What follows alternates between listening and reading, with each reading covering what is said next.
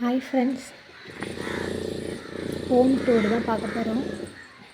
இது பாருங்கள், இப்போ தான் நான் வச்சேன், வேறு ஆரம்பிச்சிருக்கு இந்த செடி. இதுதான் நான் போட்ட கோலம். இது பாத்திரம் கழுவுற மாதிரி சின்னதாக ஒரு இடம். இங்கே தான் நான் பாத்திரம் கழுவுவேன். நிறையா இருந்துச்சுன்னா கீழே எடுத்துகிட்டு போய் கழுவிட்டு வருவேன்.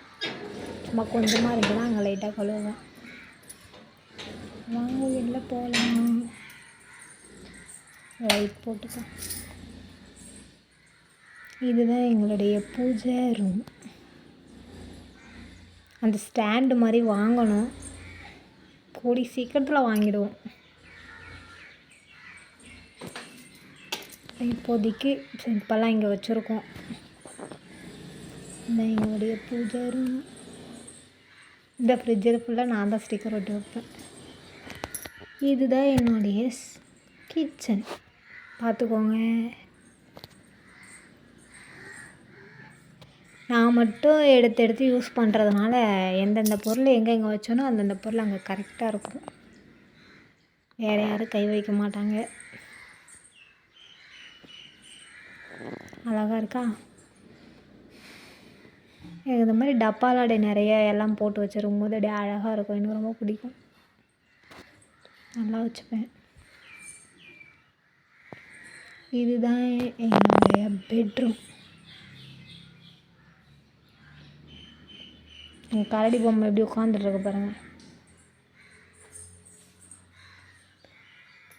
இது ஓடு தான், அந்த ப்ளூ கலர் சீட்டி தான். இதில் நாங்கள் ஃபால் சீலிங் பார்த்துருக்கோம். ஃபால் சீலிங் போட்டு பட்டி பார்த்ததுனால இப்படி இருக்குது, செவர் வச்ச மாதிரி. ஆனால் ஆணியெல்லாம் அடிக்க முடியாது, அப்படியே வச்சுக்க வேண்டியது தான்.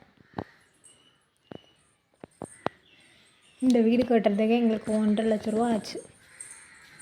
இது எங்கள் பால்கனிக்கு போகிற வழி. இதுதான் எங்கள் பால்கனி, பார்த்துக்கோங்க. சாப்பாடு செய்யும் போது அனல் அதிகமாக இருக்குன்றதுனால அது வச்சுருக்கோம். திறந்து விட்டால் சாப்பாடு செய்யும் போது கொஞ்சம் அனல்லாம் வெளியே போகும் இல்லையா, அதுக்காக தான் அது வச்சுருக்கோம். ஜன்னல்லாம் வைக்க முடியாது இல்லையா அந்த சீட்டியில், அதுக்காக தான் அது வச்சோம். பாருங்கள் எங்கள் வீடு எப்படி இருக்குன்னு சொல்லுங்கள். ஓகே, பாய்.